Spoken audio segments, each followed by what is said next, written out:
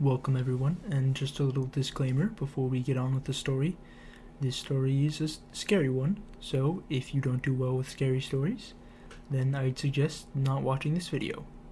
If, however, scary stories are your kind of thing, then by all means watch away, and I hope you enjoy the video. Head, shoulders, knees and toes, eyes, ears, fingers, nose, old, young, big and small, the Patchwork Man will take them all. Sew the stitches, sew them tight, sew the windows, sew the night, sew the doors and sew the halls. The Patchwork Man will sew them all. Take an arm or take a leg, make them bleed and make them beg. Back and forth the bone saw goes, the Patchwork Man will take them home. Up and down the shovel heaves, through the dirt and through the leaves. Drop what's left into the grave. There was nobody left to save. Head, shoulders, knees and toes, eyes, ears, fingers, nose, old, young, big and small, the Patchwork Man will take them all. The two girls skipped slowly toward the boy, their hands clasped. The boy sat on the grass, not moving.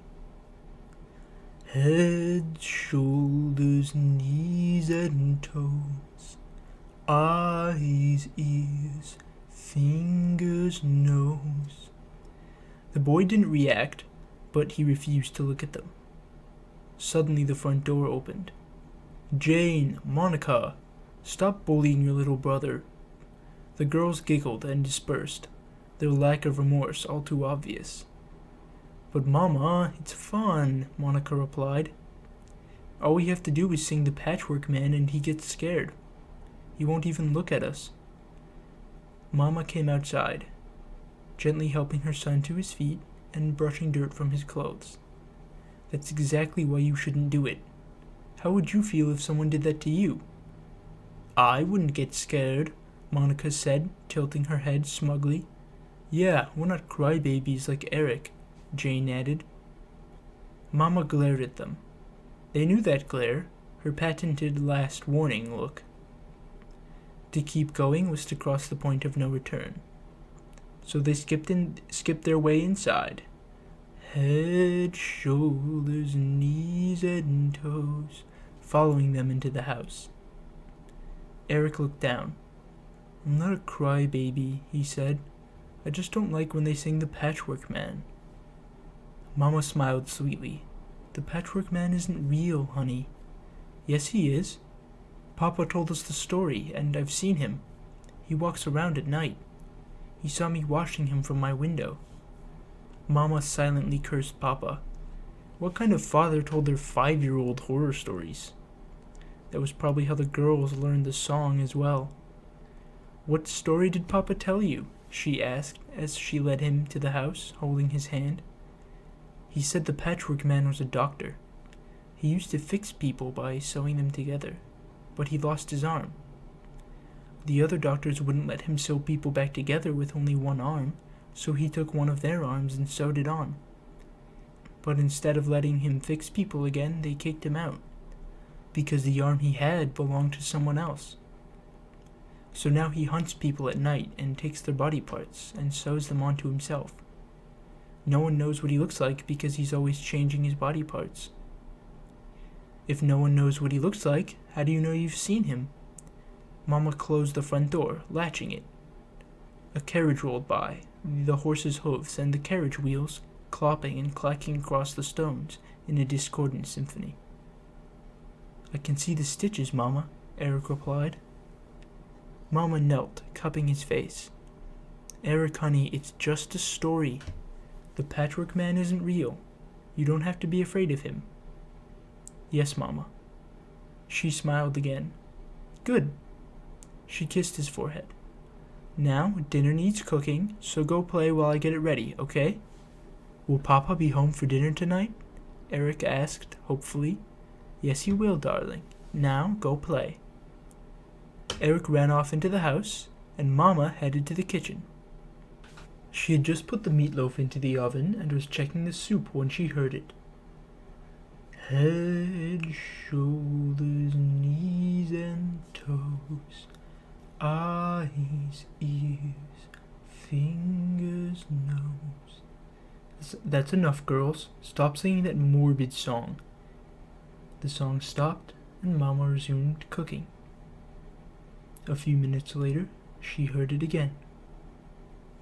Head, shoulders, knees and toes, eyes, ears, fingers, nose, old, young, big and small, the Patchwork Man will take them all.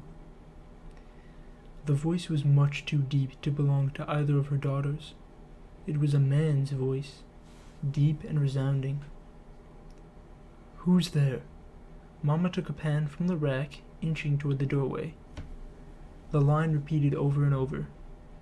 Heads, shoulders, knees and toes.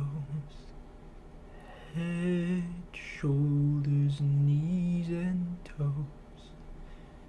She turned the corner, and the singing stopped. There was nothing but the empty living room. Hello? She called tentatively, feeling foolish. No answer. Of course there would be no answer. There was no one there. What was she doing? She shook her head and returned to the kitchen. She needed more rest, that was it. She would make a point to go to bed earlier. The evening passed without event or issue. In fact, it was one of the more peaceful evenings the family had experienced in a while. The girls didn't bully Eric at all. Mama and Papa didn't even have to warn them. Before long, the sun had set, the candles were snuffed out, and the family was fast asleep. All except Eric. Eric lay in his bed, waiting for the familiar shuffling. The same shuffling on the street he heard every night. The shuffling of mismatched feet that didn't quite move right. For a moment he thought he heard it, but when he ran to the window, all was quiet. He waited for what felt like hours, but to no avail. He was on the edge of sleep when he heard it. Slowly piercing through the fog of drowsiness was a dull, constant scraping.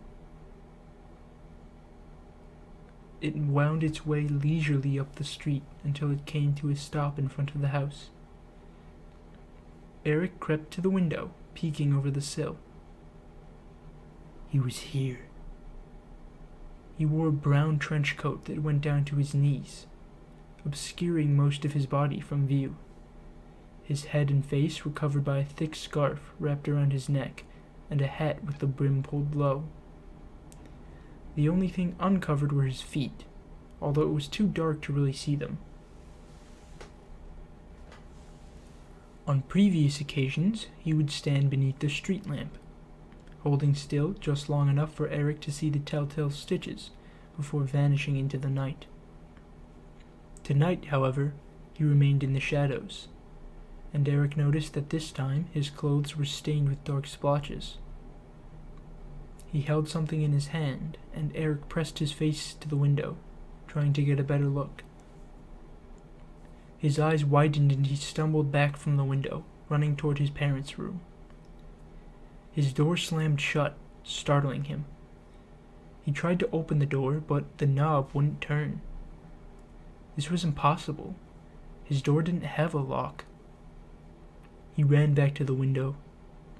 The man was staring up at him, smiling an impossibly wide smile. He walked to the door, humming, then began to sing. Head, shoulders, knees and toes, eyes, ears, fingers, nose, old, young, big and small, the Patchwork Man will take them all. The song paused. Then there was a singular ear-splitting crunch as the front door caved in. Then silence. Eric didn't even breathe. He was afraid if he did, his door would swing open, the Patchwork Man standing there with his blood-stained bone saw. For that's what he had been holding that had terrified Eric. A surgeon's bone saw, blood dripping from the blade onto the street. Eric silently tried his doorknob again, but it still refused to move. It was as if someone was holding it from the other side. He banged on his door, calling out to his parents, to his sisters, trying to wake someone, anyone up.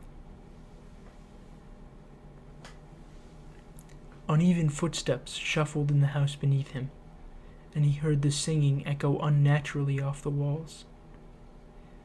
Sew the stitches, sew them tight, sew the windows, sew the night, sew the doors, sew the halls, the Patchwork Man will sew them all.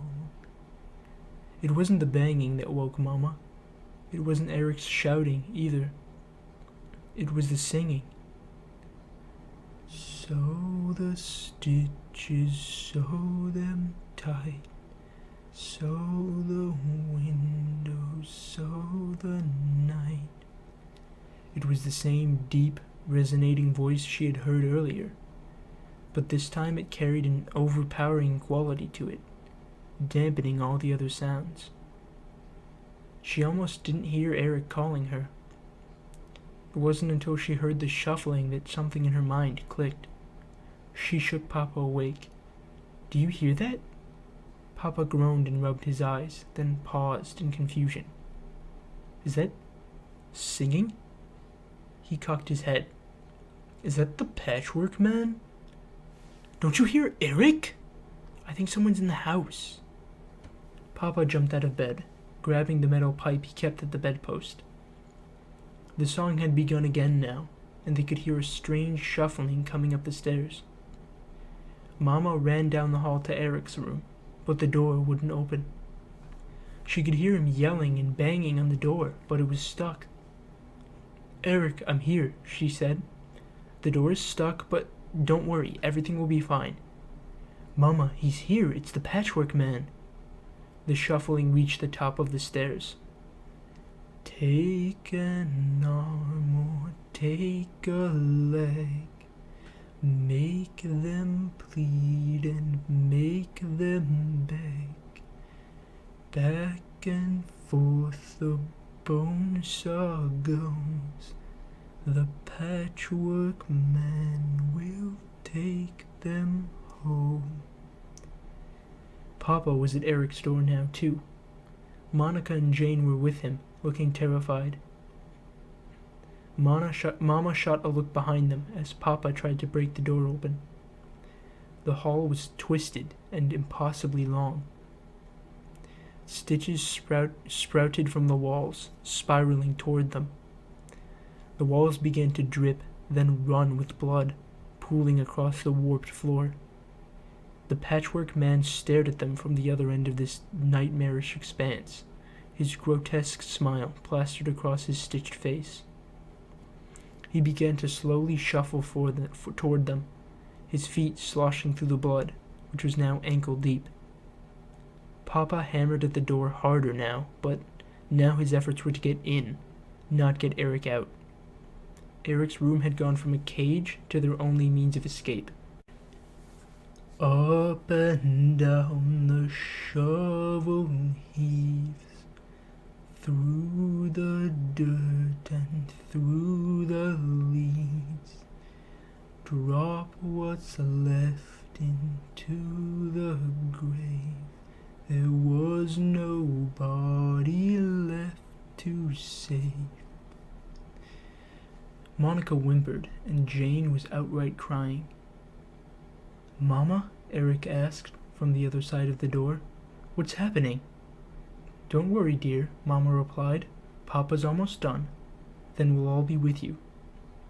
Papa slammed the door again, hard enough to break off a chunk of wood, but for every piece he broke off, a wall of sutures formed in its place. The door was sewing itself shut, keeping them out. He was halfway to them now, and they could see his face. It was a horrific ensemble, sewn together at nearly every point. No two parts were from the same face. Even his eyes were different, one a hazelnut brown, the other a sparkling ocean blue.